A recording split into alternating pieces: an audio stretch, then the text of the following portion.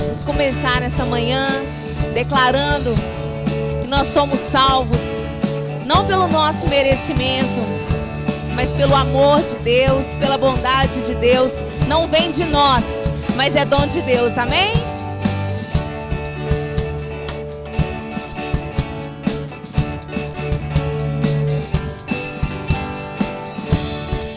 Justificado eu fui, santificado eu sou, glorificado serei através de Cristo. Fui livre da culpa do pecado, sou livre do poder do pecado e da presença do pecado. Livre serei, de glória em glória, de fé em fé, graça sobre graça, graça sobre graça, Salvo pela graça, mediante a fé em Cristo, eu sou salvo.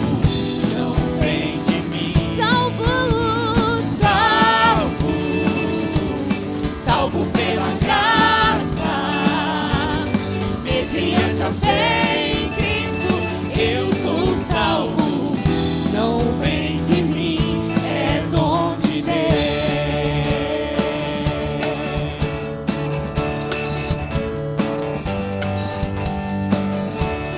justificado eu fui, santificado eu sou, glorificado serei através de Cristo.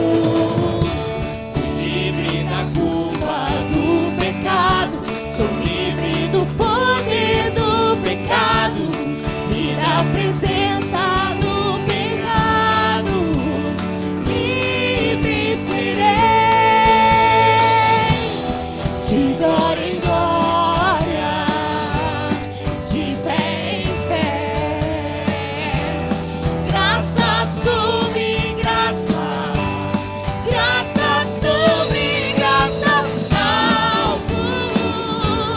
salvo pela graça, mediante a fé em Cristo, eu sou salvo. Não vem de mim, somos salvos, salvos pela graça, salvo pela graça, pelo teu amor, mediante a fé em Cristo, eu sou salvo. Não vem de mim, é dom de Deus.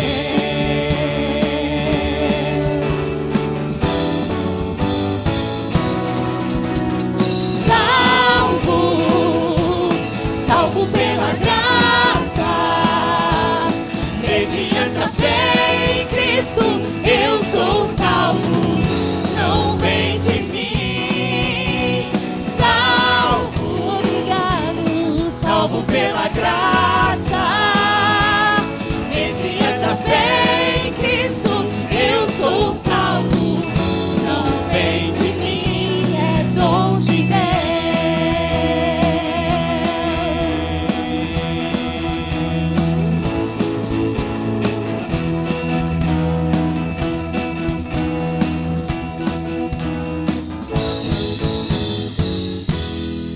Amém.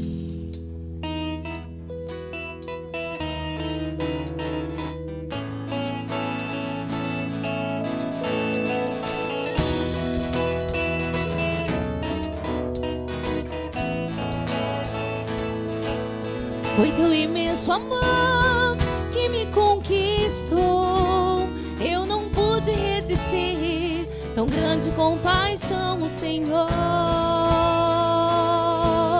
Um coração assim que se entregou por mim, mesmo eu não merecendo, me amou, me aceitou em paz. Tu és para mim mais do que paixão, és o dono da minha vida, Senhor do meu viver, meu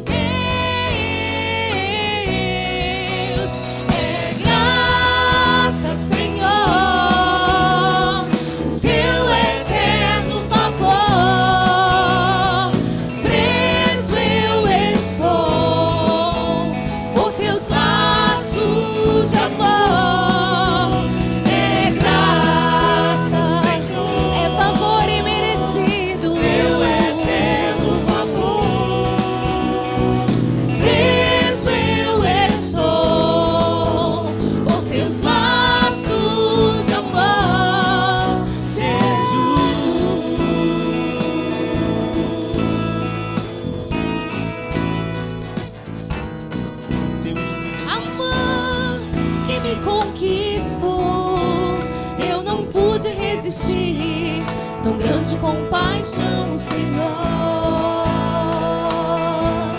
Um coração assim que se entregou por mim, mesmo eu não merecendo, me amou, me aceitou em paz.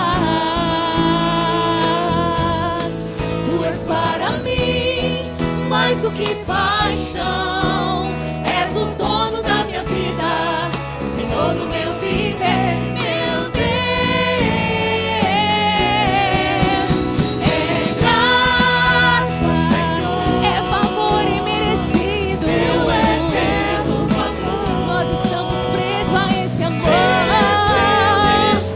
Em teus laços, laços de amor. É graça, Senhor, teu eterno favor. Preso eu estou por teus laços de amor. É graça, obrigado, Deus, teu eterno favor. Preso eu estou por teus laços de amor, Jesus. Obrigada, Jesus. Obrigada porque nós podemos abrir a nossa boca e declarar que em Ti nós encontramos salvação, em Ti nós encontramos a redenção, em Ti nós podemos lembrar que o Senhor foi preso ali num madeiro pelos nossos pecados, mas o Senhor está vivo. O Senhor ressuscitou no terceiro dia, está à destra do trono de Deus, reinando com poder e glória. E o Senhor é digno. Graças eu te dou, Pai, pelo preço que pago, sacrifício de amor que me comprou, ungido do Senhor, pelos cravos em tuas mãos. Graças eu te dou, ó meu Senhor. Lavou minha mente e coração, me deu perdão, restaurou minha comunhão. Digno é o Senhor, sobre o trono está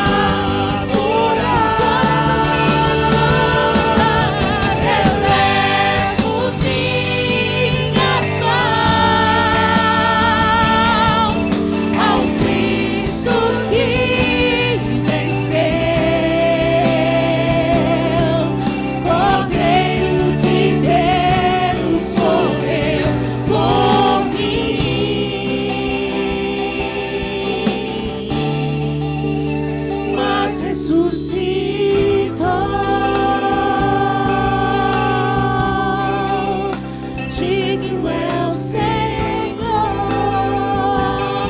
Eu elevo minhas mãos Aquele que é digno, ao Cristo que com poder e glória, Cordeiro de Deus morreu por mim. Ele ressuscitou, Mas ressuscitou no terceiro dia. Digno é o Senhor. Ele não está ali, ele está vivo. Mas ressuscitou. Ele está junto dos céus, reinando em poder e glória. Digno é o Senhor. Mas ressuscitou. Toda a terra escute, ele ressuscitou. Digno é o Senhor.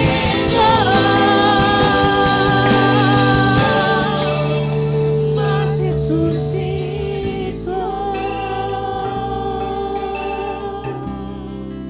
Digno é o Senhor.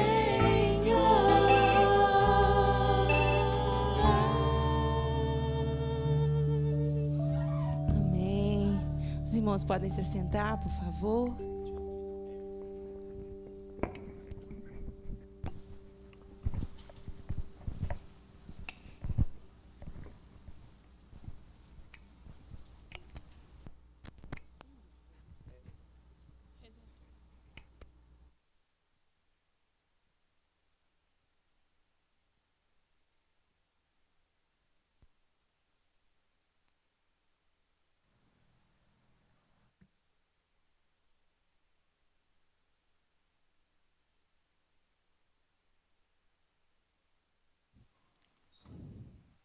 Amém. Estão me ouvindo bem aí? Amém. Graças a Deus. Ó, tem um notebook aqui, notebook não, um tablet chique, hein? Deixa eu botar ele aqui. Achei outro tablet chique aqui também. A igreja está tecnológica demais. Um chique com outro chique, dois chiques, hein? Muito bem, irmãos. Abre sua Bíblia. Vamos continuar nosso estudo em Efésios, capítulo 1. Efésios capítulo 1, nós leremos novamente pela terceira vez, Efésios capítulo 1, verso 3 até o verso de número 14. Então, carta do apóstolo Paulo aos Efésios, capítulo 1, leremos a partir do verso de número 3. Enquanto os irmãos procuram, eu só quero lembrar que nós temos um cafezinho sempre muito quentinho, gostoso, chá, biscoito. E as irmãs têm feito esse movimento com tanto carinho, com tanto amor, mas isso dá um trabalho que os irmãos não imaginam. Existe até uma escala do cafezinho, você sabia disso? Tem um ministério do café da igreja, funciona e dá muito trabalho e tudo mais.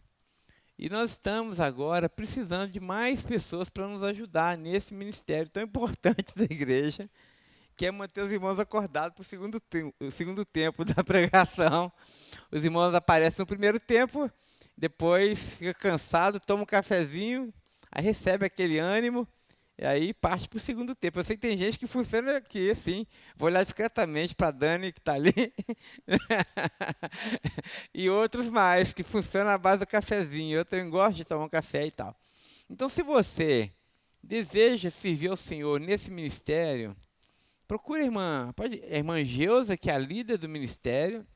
Ela não está aí, mas se não, pode procurar também a irmã Viviane. Dê o seu nome para que você participe da escala, tá certo? Tanto pode ser homem, pode ser mulher. Se você não souber fazer café, você vai aprender. Tem tudo lá certinho. E vai ser uma grande bênção para nós. Muito bem. Efésios capítulo 1, leremos novamente a partir do verso de número 3, como temos aprendido aqui na Betel. Não é a explicação do pastor que é inspirada por Deus, mas é a palavra. O pastor pode estar iluminado pelo Senhor, mas a palavra de Deus, que é santa, eterna, e ela não muda. Então, enquanto você estiver lendo a palavra do Senhor, peço para que Ele fale ao seu coração, para que Ele já ilumine a sua mente, para que você tenha o entendimento da vontade de Deus para a sua vida. Muito bem.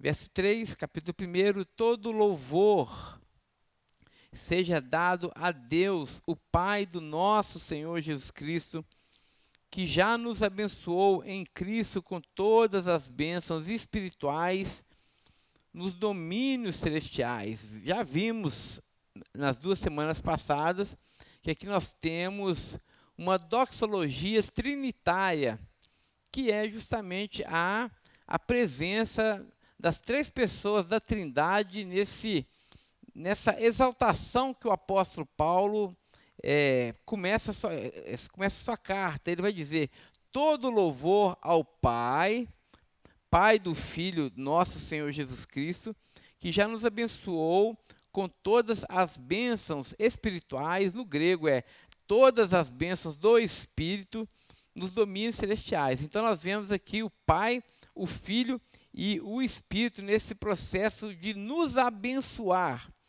E quais são as bênçãos de Deus? Qual é a natureza dessa bênção que Deus já derramou sobre a sua igreja? Nós vimos semana passada, e na semana retrasada também, que Deus é o Criador do universo, o Criador de todas as coisas, Senhor, Rei soberano sobre tudo e sobre todos. Então, o seu governo é de natureza cósmica.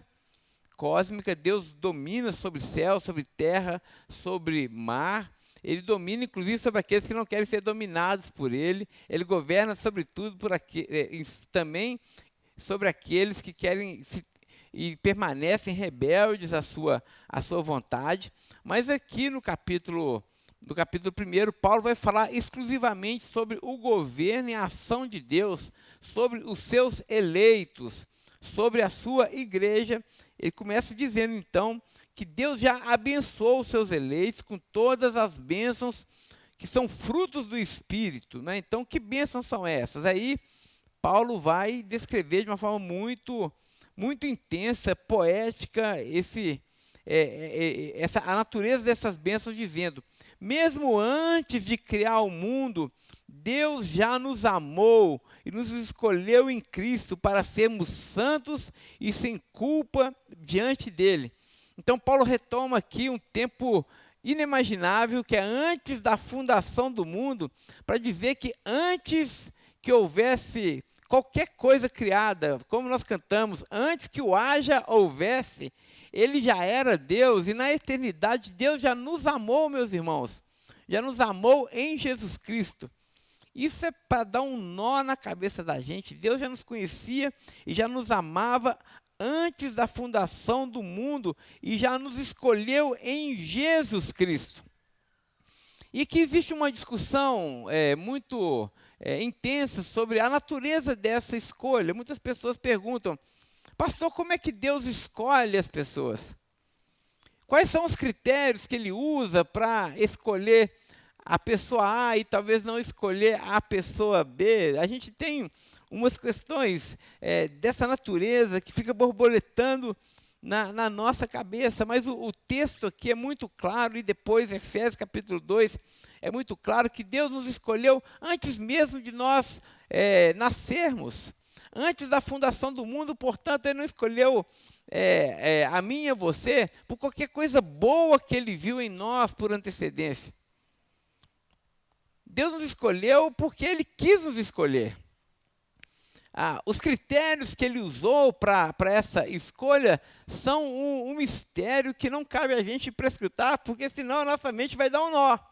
Mas fato é que Ele nos escolheu, Ele nos separou, Ele nos chamou pelo seu nome e nos escolheu para duas coisas: para nós sermos santos e irrepreensíveis diante dele. Outra tradução diz, nos escolheu para sermos sem culpa diante dele. A natureza da escolha de Deus, para mim e para você, é para que nós sejamos santos e irrepreensíveis. Deus não nos escolheu para que a gente fosse rico. Deus não nos escolheu para que a gente gozasse de saúde perfeita nesse mundo. Deus não nos escolheu para que nós fôssemos as pessoas mais belas, mais aplaudidas e com maior sucesso nesse mundo. Deus nos escolheu antes da fundação do mundo para sermos santos e para sermos irrepreensíveis. E nesse processo de santificação e de burilamento das nossas vestes para que a gente seja irrepreensível, aí sim esse processo envolve todo e qualquer tipo de sofrimento. Está embutido aqui nessa vocação que nós temos, todos os processos que nos levam à santificação. E você pode estar dizendo, pastor, eu quero ser escolhido de Deus. Então se submeta ao senhorio de Deus, se submeta à vontade de Deus, à lei de Deus, e saiba que se você é um eleito, Deus vai tornar você santo. Deus vai purificar você, e esse processo de purificação é um processo que envolve sofrimento, que envolve muitas vezes angústia, envolve privação, envolve você passar por diversas enfermidades, envolve você, muitas vezes, apanhar mesmo sendo inocente, envolve calúnia, envolve traição, envolve perseguição, envolve privação de tantas coisas. Mas saiba, meu irmão, que você foi escolhido de Deus e Deus deseja santificar você. E se você pertence a Ele, Ele não vai poupar esforços para forjar em você a imagem do seu Filho amado Jesus Cristo. Ele nos predestinou para si mesmo, para nos adotar como filhos, por meio de Jesus Cristo, conforme o bom propósito da sua vontade. Nós somos agora, a partir dessa eleição, também filhos adotivos de Deus. Isso significa que Deus vai nos tratar como tratou o seu próprio Filho. Deus vai nos amar assim como ama o seu próprio Filho, Jesus Cristo. Essa é a nossa herança. Conforme o seu bom propósito e propósito da sua vontade, Deus assim o fez para o louvor da sua gloriosa graça, que Ele derramou sobre nós em seu Filho amado. Portanto, os olhos de Deus estão sobre o seu povo, porque os olhos de Deus estão sobre o seu Filho amado Jesus Cristo. Mas a pergunta é, como que Deus tratou o seu Filho amado Jesus Cristo? Sim, Jesus é o Filho amado de Deus, é amado com A maiúsculo. Como Deus tratou o seu Filho amado Jesus Cristo? Ele vai dizer, falando sobre Jesus, falando sobre Deus Pai, é tão rico em graça que comprou a nossa liberdade com o sangue do seu Filho e perdoou os nossos pecados. Deus deu o seu Filho amado Jesus Cristo por nós, na cruz do Calvário, para resgatar a mim e a você. Deus não poupou o seu Filho de sofrimento. Deus não poupou o seu Filho da morte. Deus não poupou o seu Filho das rejeições, das calúnias, dos maus tratos.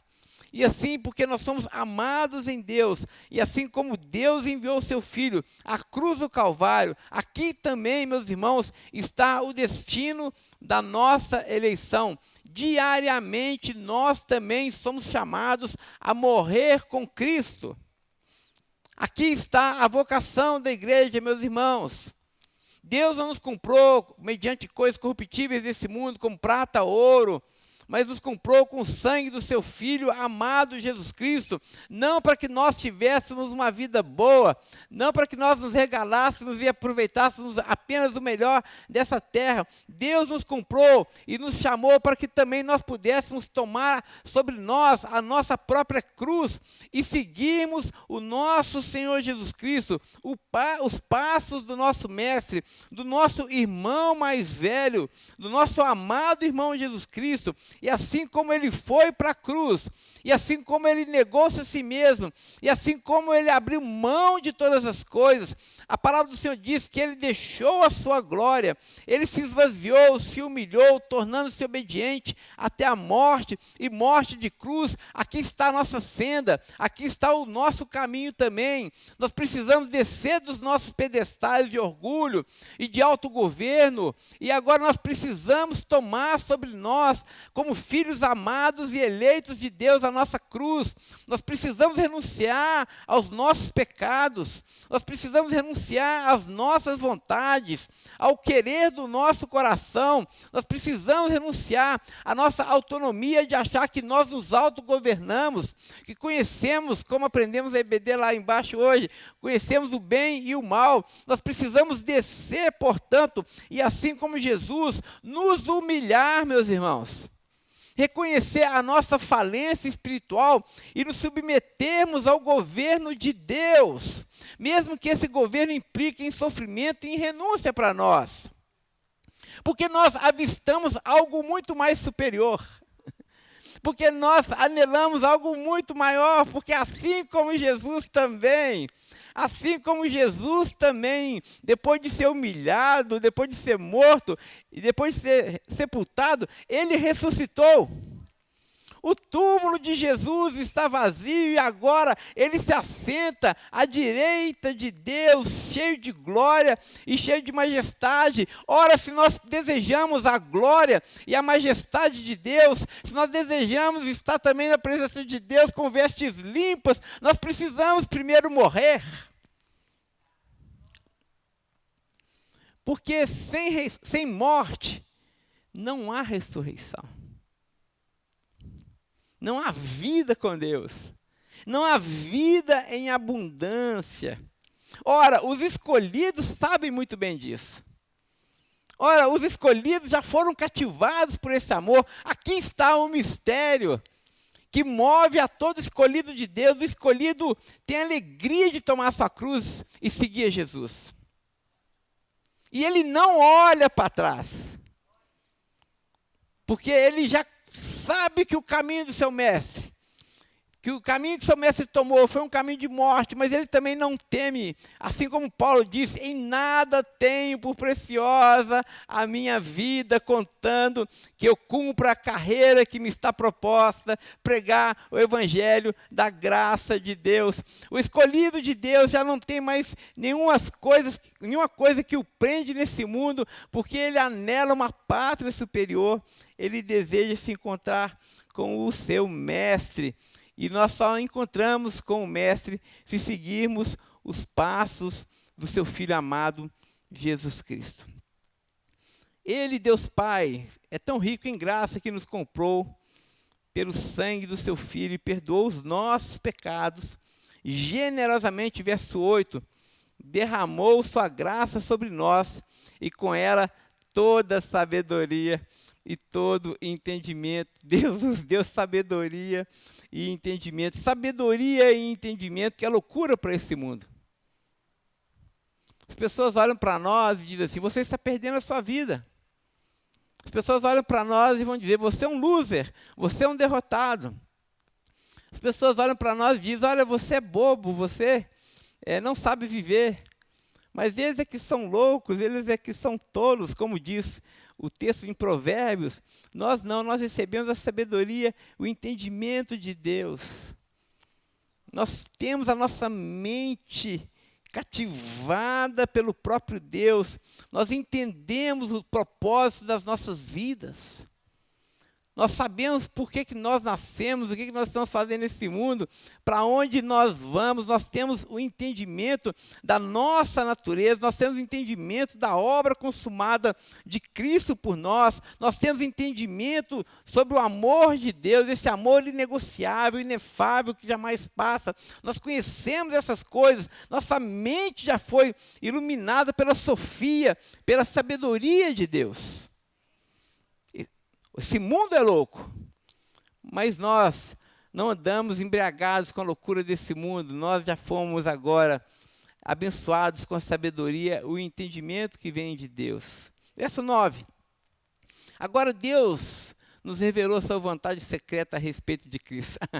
Eu gosto desse texto porque Deus revela aos seus escolhidos a sua vontade secreta. Como eu disse, está oculto aos olhos do mundo. As pessoas olham e dizem, não tem nada aí, isso é loucura. Mas os eleitos sabem que ali existe algo que está sendo revelado para aqueles que conhecem e amam o Senhor. Deus revelou a sua vontade secreta a respeito de Cristo. Isso é, o cumprimento do seu bom propósito. E o plano de Deus é este. No devido tempo, Ele reunirá sob a autoridade de Cristo tudo que existe nos céus e na terra. E além disso, em Cristo nos tornamos herdeiros de Deus, pois Ele nos predestinou conforme o seu plano e faz com que tudo isso ocorra de acordo com a sua vontade. Aqui já está traçado o mapa do nosso destino. Deus já apresentou para nós o mapa do nosso destino. Primeiro, que em Cristo todas as coisas serão agora reunidas novamente debaixo dos seus pés, debaixo do seu governo. Jesus está sentado à direita de Deus. Hoje as pessoas aparentemente vivem uma vida de acordo com a sua vontade e se autogovernam.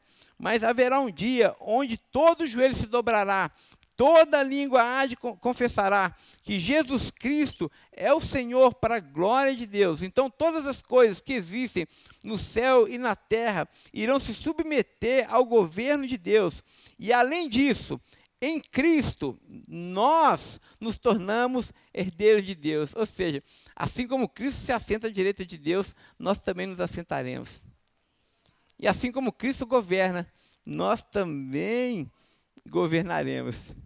Porque Ele nos predestinou conforme o seu plano e faz com que tudo ocorra de acordo com a sua vontade. Ou seja, neste exato momento, a despeito desse mundo parecer sem sentido, parecer que não existe uma inteligência divina por trás dos acontecimentos desse mundo. O que Paulo está dizendo é que existe uma orquestra divina, existe uma inteligência divina por trás desse mundo, que faz com que todas essas coisas cooperem para o nosso bem.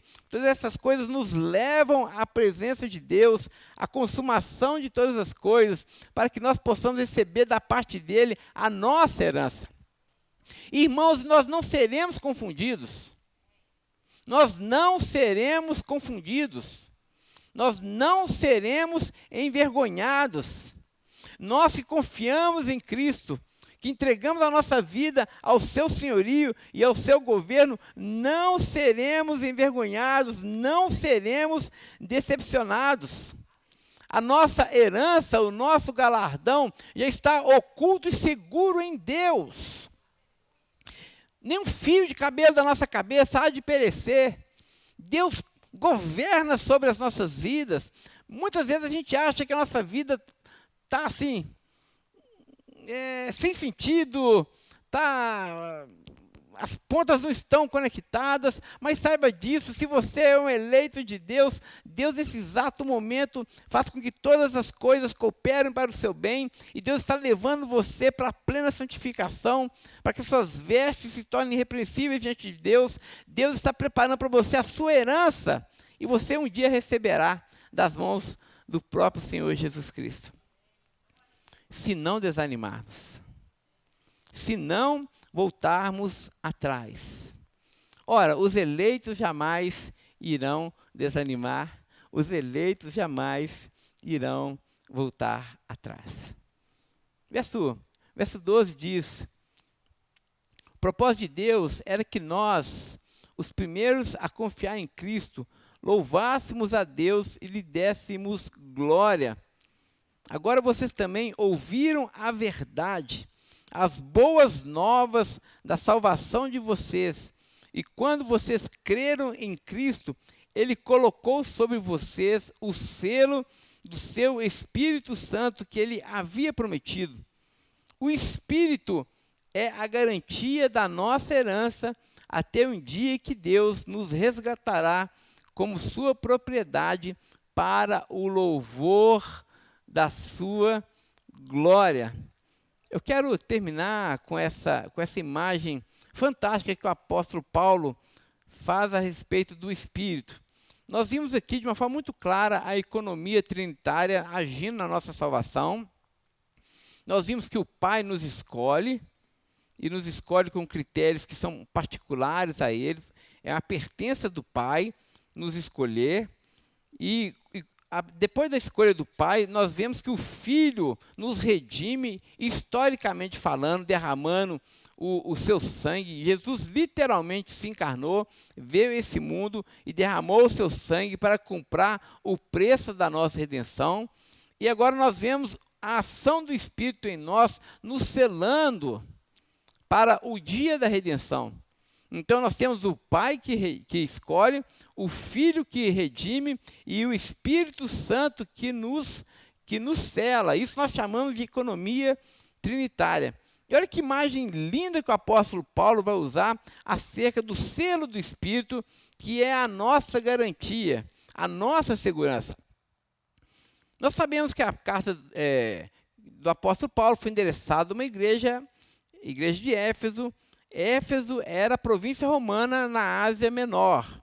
Portanto, a cultura grega era muito presente ali nessa cidade, porque Éfeso é uma cidade grega, mas como era o Império Romano, o grande império naquela ocasião, nós sabemos também que a cultura romana era muito forte. E aqui Paulo, como cidadão romano, conhecedor da cultura romana, ele lança aqui uma imagem que era muito conhecida dos seus leitores, que é a imagem do selo real. Por exemplo, quando nós tínhamos as batalhas, e tinha um general lá na ponta da batalha, expansão do Império Romano, e aí o imperador precisava mandar uma carta para aquele general, e esse documento era assim, super secreto, e só o general deveria abrir esse documento. O que o imperador fazia? Ele escrevia a carta e ele endereçava ao general Tito, por exemplo. Então, com instruções que apenas aquele general poderia saber. E naquela carta, ele fechava a carta e colocava ali o seu selo, o seu sinete. Geralmente era o anel, e ele colocava o anel numa espécie de alguma coisa, de uma cera de moldura, não é? Depois fazia ali um lacre naquela carta, com o anel do imperador, que era inconfundível. E aí o encarregado, o mensageiro, tinha que levar a carta para aquele general. Ou vice-versa, o general também, às vezes, fazia o selo para que o imperador abrisse a carta, né? Documentos secretos. E esse lacre dessa carta só poderia ser quebrado por aquela pessoa de competência. Era um crime digno de pena de morte se o lacre chegasse lá no final, na ponta final, no seu destinatário, sendo violado. O lacre era inviolável. Inviolável. Não podia ser violado de forma alguma e só poderia ser aberto pela pessoa que era o seu destinatário. Muito bem, Paulo usa essa imagem para dizer o seguinte, que o Espírito Santo é esse selo. É esse selo. Que Cristo, quando nos resgatou, Ele fez habitar em nós esse selo. É como se Jesus pegasse a carta, não é? E que é eu e você, depois de nos redimir, e Ele pegasse o seu anel real e imprimisse ali a sua imagem, né? O seu selo. O próprio Espírito, e fechou essa carta. Agora, essa carta só vai ser aberta pelo Pai. Por mais ninguém. Por mais ninguém. Então, aconteça o que acontecer nesse trajeto, enquanto nós estamos nessa caminhada até chegarmos à casa do Pai, aconteça o que acontecer, esse lacre jamais será quebrado, irmãos. Trocando em miúdos, e eu espero que isso alegre o seu coração hoje, trocando em miúdos, você foi selado pelo Espírito Santo que Deus fez habitar em você. E esse lacre é eterno, ó. É inviolável. Não existe força nesse mundo capaz de quebrar esse lacre. Não existe ninguém competente para quebrar esse lacre nesse mundo. Aconteça o que acontecer, você vai chegar no seu destino, irmão. Mesmo a sua leve e momentânea tribulação, mesmo as suas angústias, mesmo tanta coisa que acontece com você, você está selado pelo Espírito de Deus. E o próprio Espírito de Deus, o próprio Cristo está encarregando de conduzir você em segurança à casa do Pai. E quando você chegar na casa do Pai, aí o Pai vai abrir o lacre, porque você agora está seguro, porque você pertence a Ele, nós pertencemos a Ele, irmãos. Paulo descreve, portanto, aqui de uma forma tão bela a segurança da nossa salvação. Meu irmão, não tenha medo. Não tenha medo das forças desse mundo. Não tenha medo das circunstâncias desse mundo. Nada, absolutamente nada que aconteça comigo e com você, ou que vier acontecer comigo e com você, irá impedir de nós chegarmos em casa, gente. Nós vamos chegar na nossa casa por causa dos méritos daquele que nos escolheu antes da fundação do mundo. Ele nos escolheu em Jesus Cristo, nosso irmão amado, que derramou o seu sangue na cruz do Calvário por mim e derramou por você também. E saiba disso, Deus nos amou tanto que colocou em nós o selo do seu Espírito. Ele é a garantia da nossa herança. Até aquele grande dia, quando Deus vai nos resgatar definitivamente. Para sempre nós estaremos com o Senhor. Você consegue conceber uma introdução mais bela para uma carta do que justamente essa obra de Deus por mim e por você? Porque às vezes a gente fica andando por esse mundo como lagartos, né? E acha que a gente, com um sentimento de autocomiseração, achando que nós somos um zero à esquerda, que essa vida não faz sentido e que, de alguma forma, Deus se esqueceu de nós e nós estamos perdidos, vagando por esse mundo. Mas esse texto do apóstolo Paulo vai dizer justamente o contrário.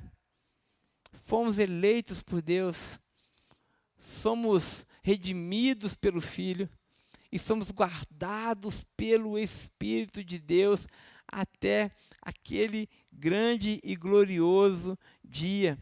Deus nos fez filhos adotivos dele e nos deu o seu Espírito para que eu e você tivéssemos hoje a segurança e pudéssemos andar com as nossas cabeças erguidas, falando: Maranata, vem Senhor Jesus, porque quando Jesus retornar, quando Ele vier, nós certamente estaremos de pé na presença do Filho do Homem, porque não foi coisas desse mundo que nos resgatou, mas foi o próprio Filho amado de Deus.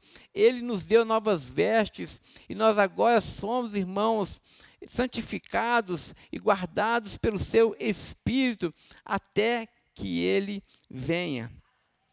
Que Deus nos abençoe nessa manhã, que Deus guarde o nosso coração nessa bendita e gloriosa esperança. Amém? Feche os seus olhos e vamos orar.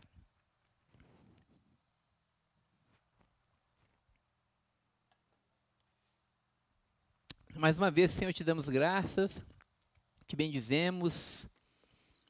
Nos alegramos, Senhor, nessa manhã, porque fomos eleitos antes da fundação do mundo. Ó Senhor, muito obrigado, porque tal entendimento é misterioso demais para nós. Mas nós nos alegramos pelo seu propósito em nos escolher.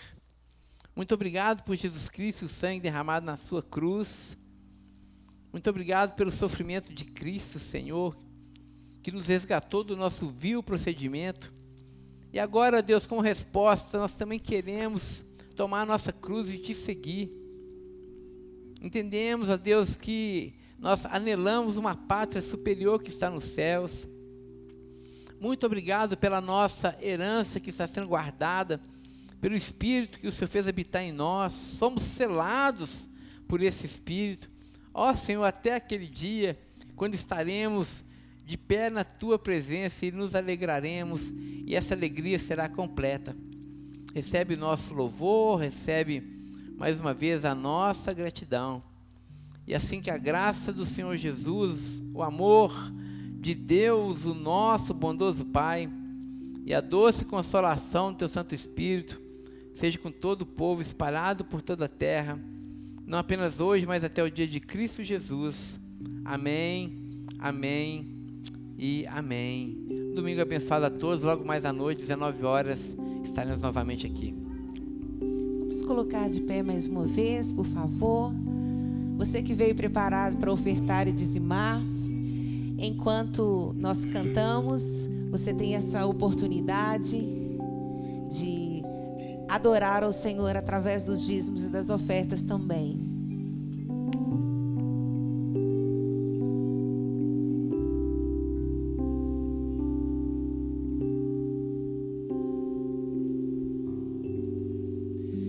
Desde o ventre me conheces,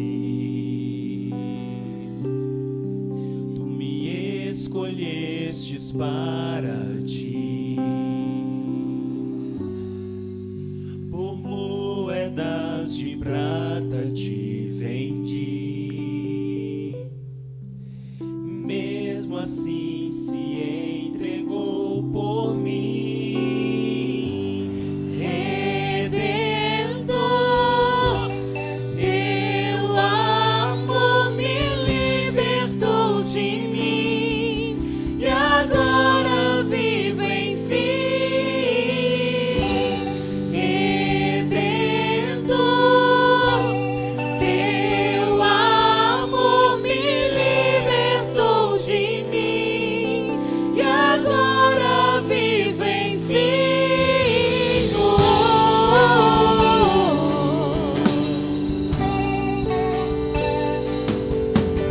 Oh,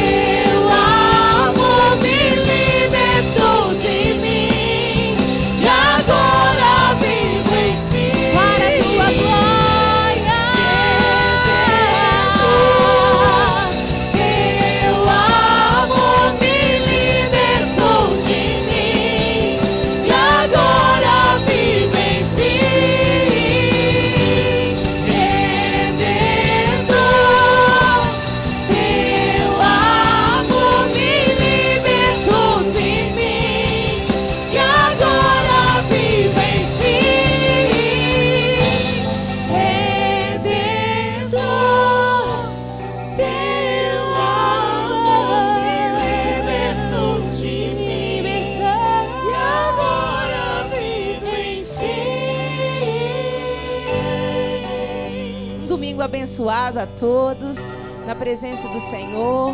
Aguardamos vocês à noite para aprendermos mais do Senhor. Amém?